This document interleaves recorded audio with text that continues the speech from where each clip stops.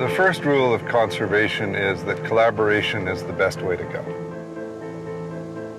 Yellowstone was one of the first UNESCO World Heritage Sites. It represents that moment when we decided to protect nature for the collective good. Here on the north rim of the Yellowstone Grand Canyon, you can see how the park got its name, plus a whole bunch of other wonderful colors. It is a dazzling landscape. And it's also an incredibly marvelous place ecologically. So it's more than beautiful, it's also magical in terms of its ecological interactions.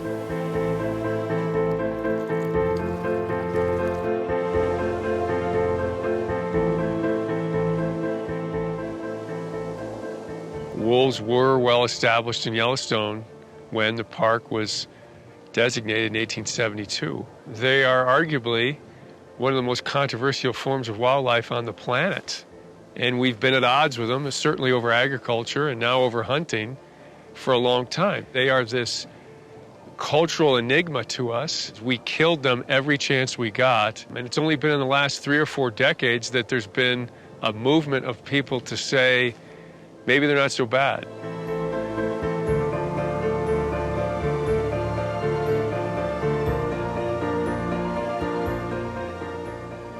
The restoration of the wolf after a 70-year absence is truly a phenomenal event. And now, in our 15th year, we see a very robust, healthy wolf population acting in this system much like it would have thousands of years ago. Wolf restoration has really improved the biodiversity of this region. We think with this top predator back on the landscape, we're seeing an impact across a large scale of food chain levels. We went from 31 wolves to over 300 in the first 10 years, where there are 3 to 4 times as many wolves and as many packs outside of Yellowstone Park as there are inside. You have to look at the impacts of that on productivity of elk, which are the primary prey species of wolves, productivity of the vegetation. And aspen is like ice cream to elk. It's a favored food. But with the introduction of wolves, the elk population behavior has changed. So what we've got now is this opportunity for some of these smaller aspen to get above the browsing height of an elk. These aspens have a very good chance of replacing these older aspens that are now dying out. Through IUCN's World Commission on Protected Areas, we've been able to assemble a group of people and organizations from around the world who are interested in connectivity conservation.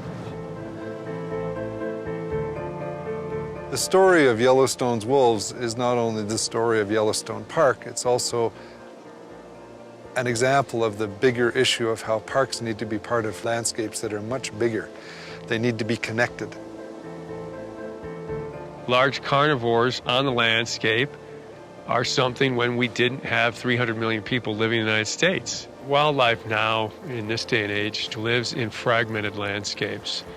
It's very rare to find continuous suitable habitat anywhere. We can't have these islands. The islands become isolated and the genetics and other things fade. One of the big questions about the recovery of wolves is to what degree are these populations connected genetically, physically?